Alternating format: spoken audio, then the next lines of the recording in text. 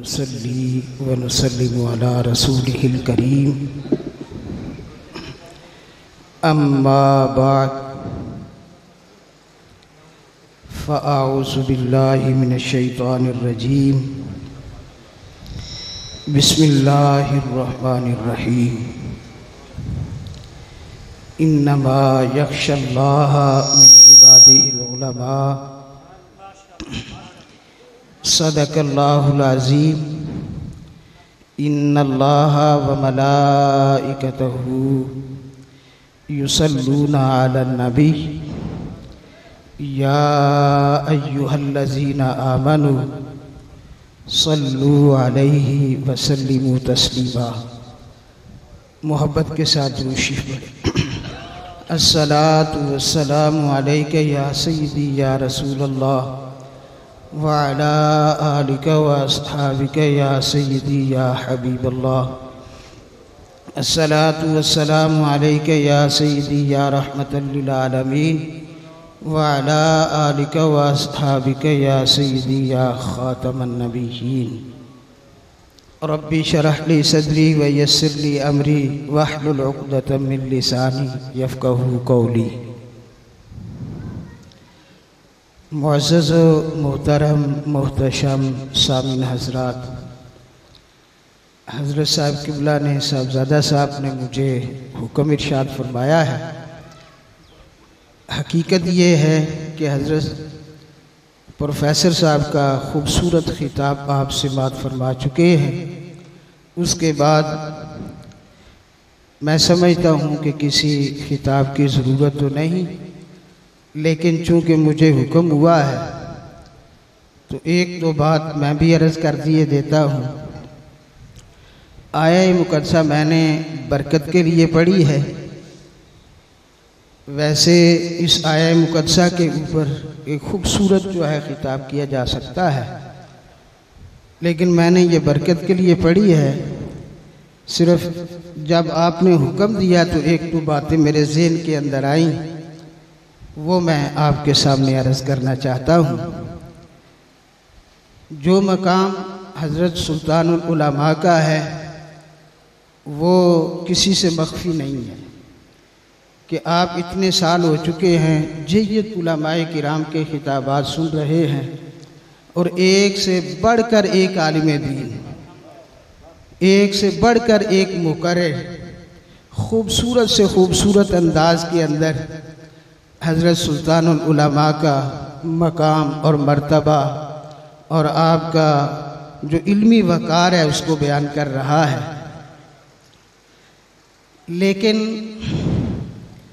जो मैंने एक दो मौका के ऊपर अपने उस्ताज़ गिरामी हज़रत बहरुल उलूम को आपकी खिदमत के अंदर हाजिर होते हुए और आपका अदब व एहतराम करते हुए और आपके साथ गुफ्तगू बातचीत करते हुए जो मैंने महसूस किया है, उससे ये पता चलता है कि हज़रत सुल्तानुल उलमा का मकाम जो कुछ हम सुनते हैं इससे कहीं बढ़कर है। पहली मर्तबा जब मैं आपके साथ हाजिर हुआ,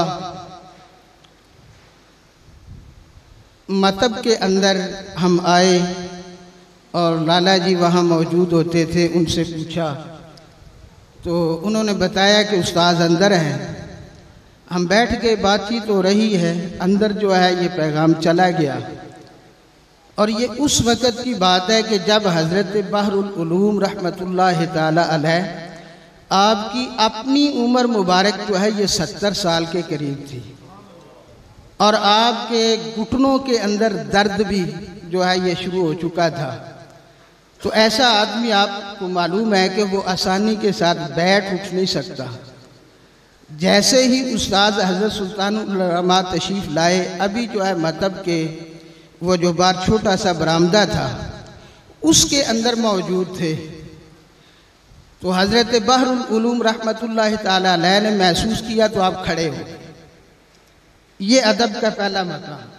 जब हज़रत सुल्तानुल उलमा अंदर तशरीफ़ लाए, आपने मतब के अंदर जब कदम रखा, आप आगे बढ़े और अपने घुटनों के अंदर दर्द के बावजूद आपने घुटने ज़मीन के ऊपर टेके और अपने होंठ जो है सुल्तान उलमा के कदमों पे रखा।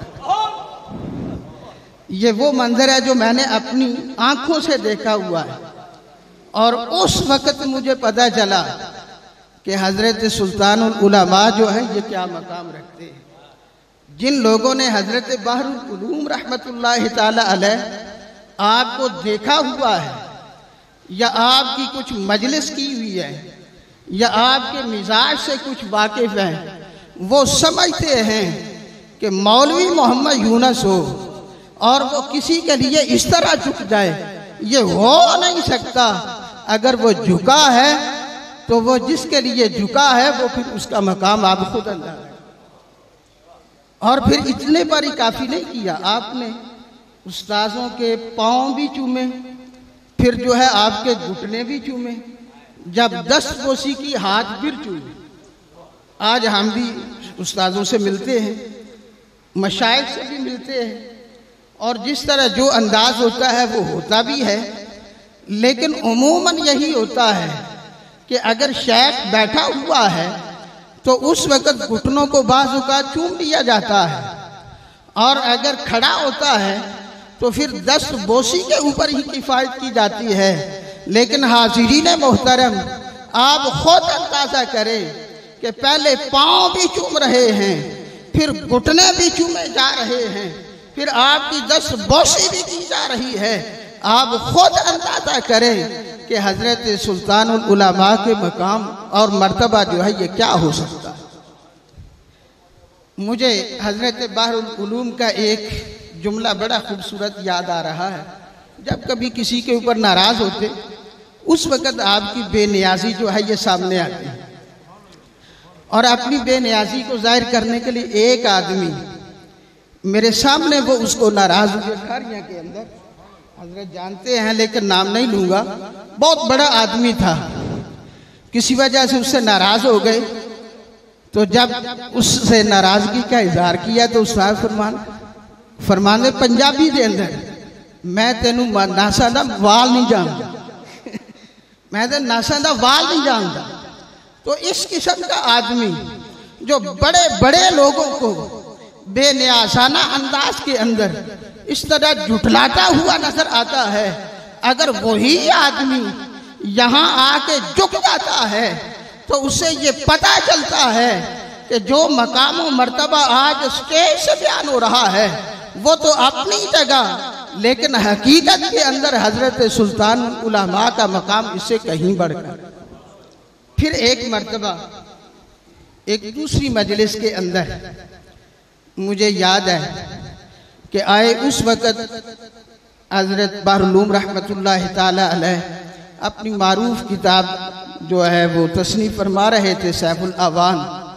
उस मसला के अंदर चंद बातें आपने उस्तादों से डिस्कस करना थी, हिदायत लेना थी। तो उस मजलिस के अंदर उस्तादों ने अंदर ही घर के अंदर बुला लिया। बड़े उस्तादों ने हजरत बहरुल उलूम रहमतुल्लाह ताला अलैह को अपने घर के अंदर बुला लिया, कहा कि हाफिज जी इधर आ जाओ। हाफिज जी कहते थे उनको, हाफिज जी इधर आ जाओ। जब अंदर के बैठने का अंदाज आपको बता रहा, चारपाई के ऊपर हजरत सुल्तानुल उलमा तशरीफ़ फरमा थे। जिस तरह मुझे इस वक़्त मंजर याद है कि वो चारपाई को, बहुत बड़ी चारपाई नहीं, मुख्तसर सी छोटी सी चारपाई थी, उसके ऊपर आप तशरीफ़ फरमा थे। हजरत बहरुल उलूम रहमतुल्लाह ताला अलैह ज़मीन के ऊपर ही बैठे, ज़मीन के ऊपर बैठे।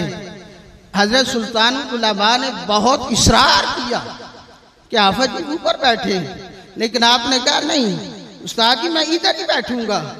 और फिर सिर्फ बैठे ही नहीं, कदमों के अंदर बैठकर जो है ये आपसे बातचीत कर रहे हैं और आपके पांव दबा रहे हैं और आपकी जो है टांगे मुबारक उन्हें दबा रहे हैं।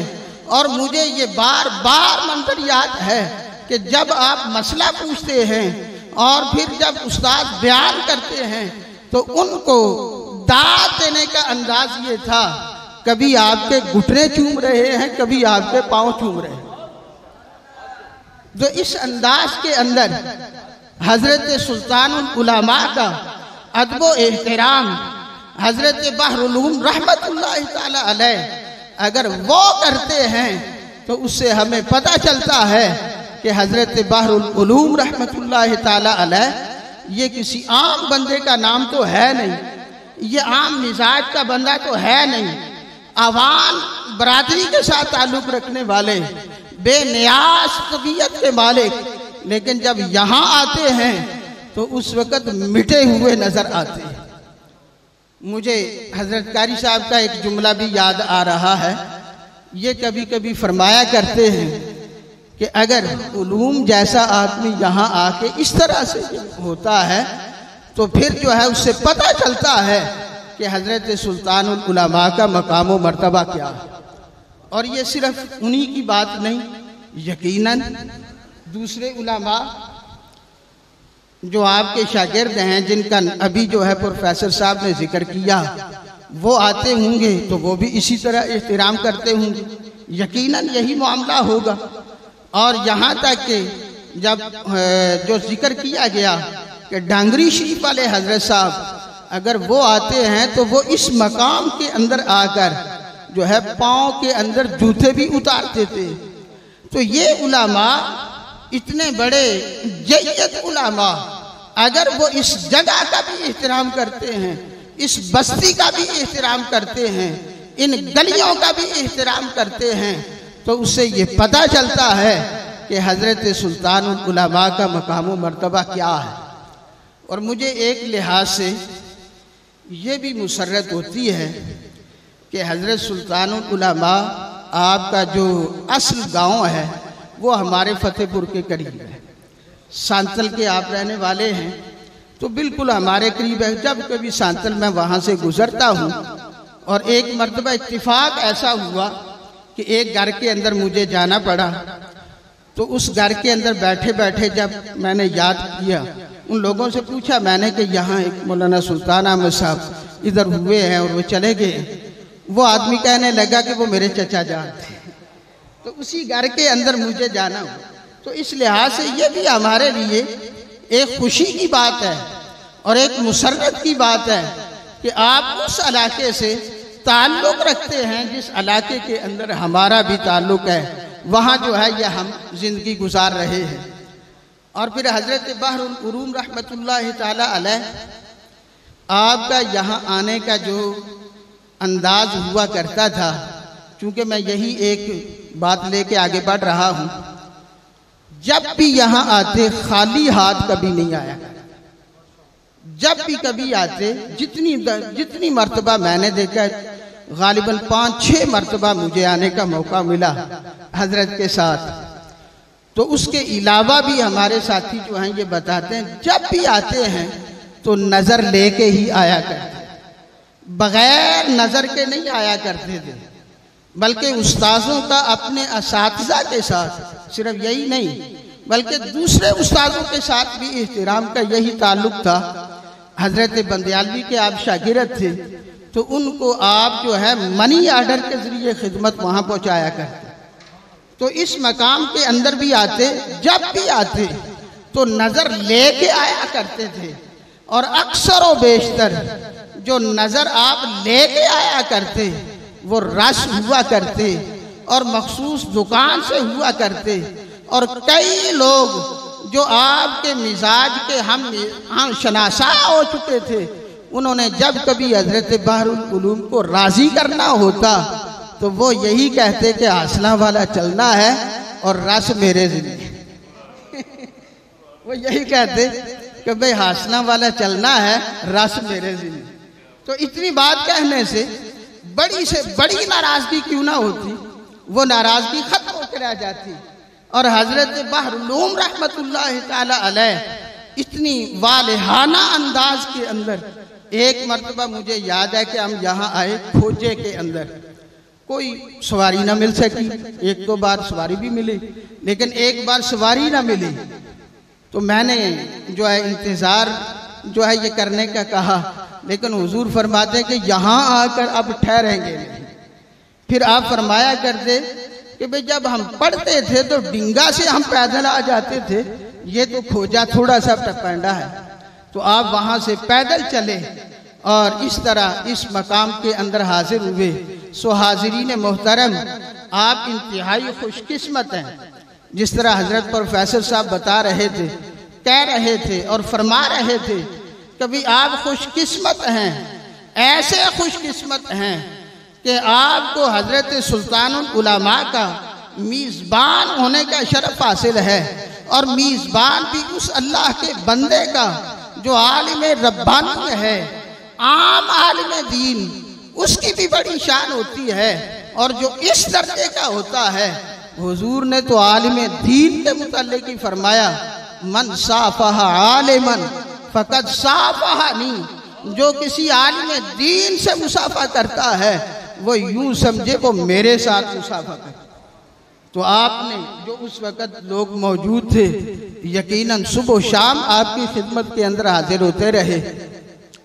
मैं बचपन के अंदर हिफज करता था, उस वक़्त भी मैंने डिंगा के अंदर आपकी ज़ियारत की। हजरत तशरीफ ले आए हैं, मैं अपनी मारूज़ात को ख़त्म कर। सामिन मोहतरम, इंतज़ार की घड़ियाँ ख़त्म हो चुकी हैं। आज की उर्स सरापाए कुछ तकरीब शहीद के मेहमान खुसूसी पीर तरीक़त, रहबर शरीयत, मुबल्लिग़ इस्लाम, परवरदाए आगोश मोहब्बत, उस्ताज़ुल उलमा, शम्सुल उलमा, हज़रत अल्लामा साहबज़ादा पीर मोहम्मद हबीबुर रहमान साहिब महबूबी मुद्दज़िल्लुहुल अली सजादा नशीन आस्ताने आलिया फैज़पुर शरीफ आज़ाद कश्मीर में हुजूर क़िबला आलम को यहाँ अमन पर दिल की आथाग्रहियों से खुश आमदीद कहता हूँ और शुक्रिया अदा करता हूँ। अहलन व सहलन मरहबा।